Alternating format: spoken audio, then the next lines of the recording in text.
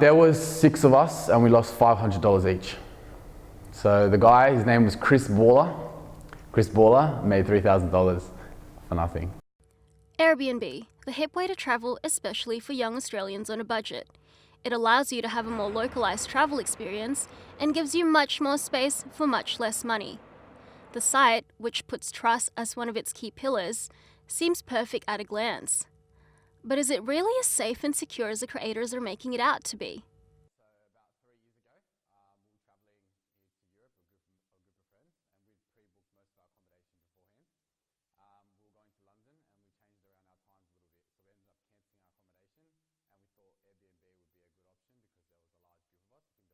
group of friends, and we'd pre-booked most of our accommodation beforehand. We were going to London and we changed around our times a little bit.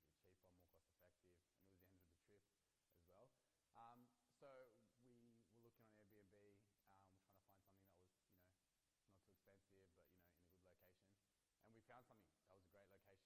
a large group of us. I think there was about 6 or 7 of us. So we thought it'd be a good option because obviously you can rent out an apartment or something. It'd be a bit cheaper, more cost effective, and it was the end of the trip as well. So we were looking on Airbnb, we're trying to find something that was, not too expensive, but in a good location. And we found something that was a great location, good price. And then we started speaking to the guy, and then he's like, "Yep, just pay me through here. It's got to be done through this time," or blah blah blah, whatever he said. And then we did, So we ended up paying him directly. Um, and so we thought, yeah, all good. That was like 3 days away. Once we got to London, we got to the street. I forget the street what it was called, but it was a great location. And we got there and it was just like an abandoned warehouse. I think it was like a Svenssons pool at the bottom, and then on top was just like a unused building. And we realised straight away something was up. We tried calling him. We tried going back on Airbnb. It had been taken off, so it wasn't there any longer. And we couldn't get through to him. We couldn't get through to anyone, so we called Airbnb. They had a look for us, and they were like, "Oh, we can't seem to locate that location," and it was all just a bit much really. So yeah, in the end, we got it was like a fraud. So yeah, we had to get other accommodation. We ended up going back on Booking.com and finding accommodation, rebooking. We tried to deal with it like we were there for like a day or two, but it wasn't really like we realized it was going to be a process. So we just thought, look, let's just enjoy the rest of the trip, and when we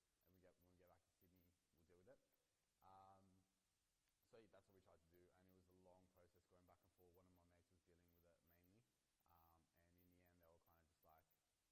and in the end, they were kind of just like, "Yeah, fill out this form, do this," and in the end, they were kind of just saying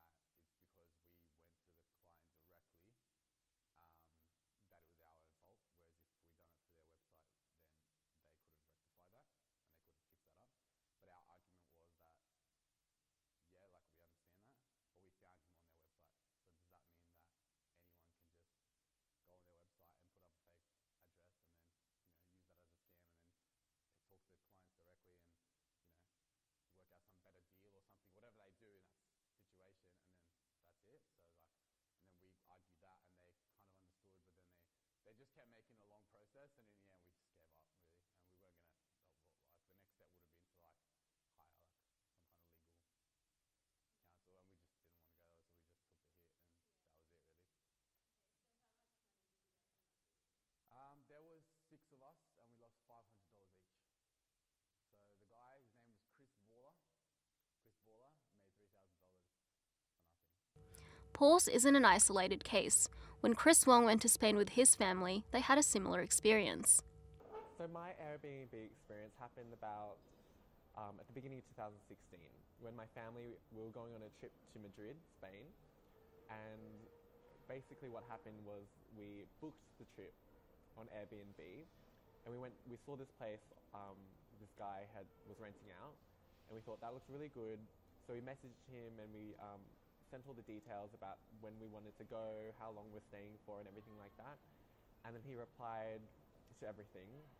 But then when it came to the money, he said that would it be possible for us to transfer him in his private account rather than go through Airbnb, because he said there was some like problems that happened with the money before. And so we thought, okay, why not? We'll just send it to him. He seems all right. Little did we know that that's the first rule of Airbnb. Do not send anyone money through their own private account. This is like the first time our family have ever used Airbnb before. And so we messaged him and we sent the money to him in his private account. And then we sent a message back to him saying like, hey, we've sent the money through. and we just basically never heard from him ever again. Yeah. How did that make? Did you try to contact Airbnb?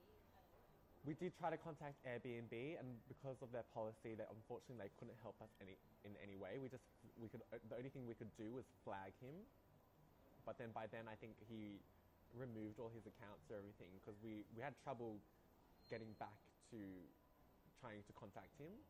Like, he gave us his number and everything, but we couldn't get through to him at all. Dewinda, mum of a 3-year-old, rented out one of the rooms in her apartment when she was living in Tokyo. She would go out of her way to make these renters more comfortable, yet was faced with abuse from some of them. And when I was in Tokyo, I was renting one of my bedroom for Airbnb, and at that time we got plenty of customers that renting our room. And then how was it? It's like mostly they were like really nice, but of course you will never always get nice people renting your bedroom. Must be like one or two people like doing some weird things.